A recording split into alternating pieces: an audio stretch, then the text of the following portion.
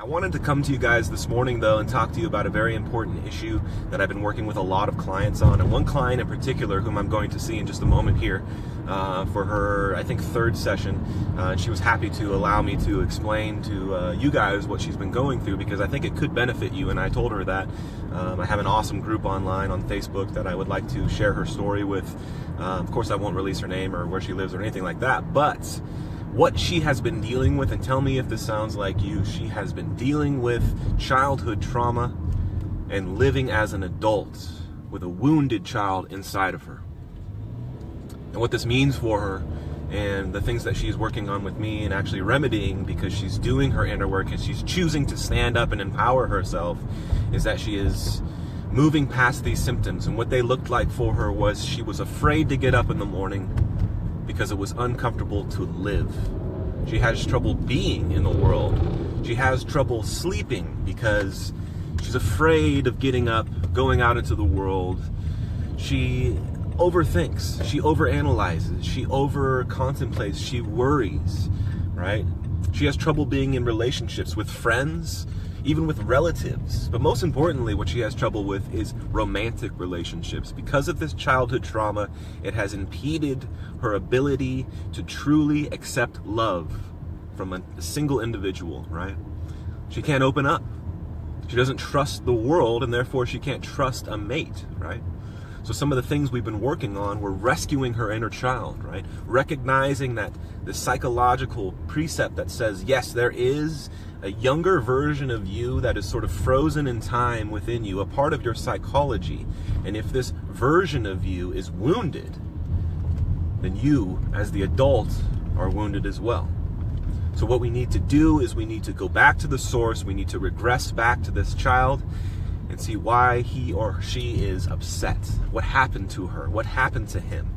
And what we did with her, with my client, was we went back and we found this trauma and we talked to the little child, and we allowed the little child to feel comfortable, to feel safe, to recognize that it was not her fault that this happened to her. She did not create this. She did not bring this into her life, for she was just a little one, right?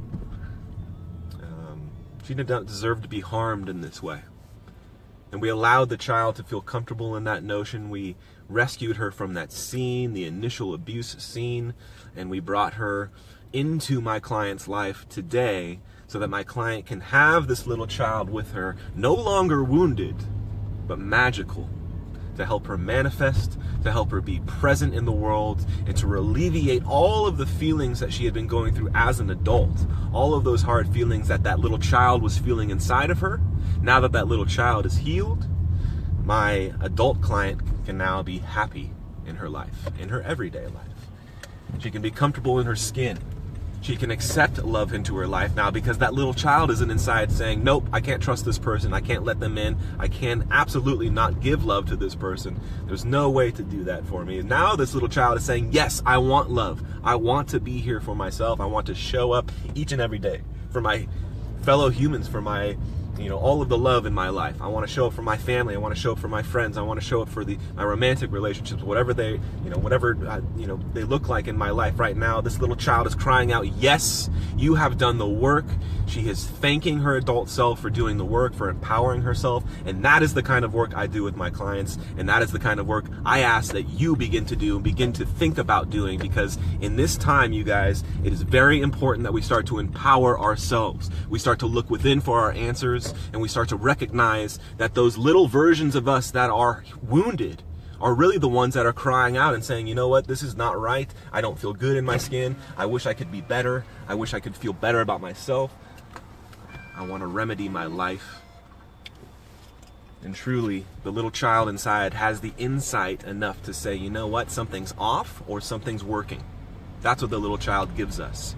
So whenever you feel down, whenever you're experiencing emotions that are uncomfortable to you, recognize that these emotions are coming from your child. Your child is completely affixed in the subconscious mind. The subconscious is the home of the emotions. And if you're ready to stand up for yourself, if you're ready to take back your sovereignty as an emotional being, as a spiritual being, and start to grow spiritually, because you're becoming a master of your emotions, then start to do your inner work. It's time for you to do your inner work. And if you want help with that, I can help you. I can serve you. That is my duty. My goal in this life is to awaken people to the fact that they deserve to do their inner work and stand up for themselves once and for all. Message me if you'd like that help.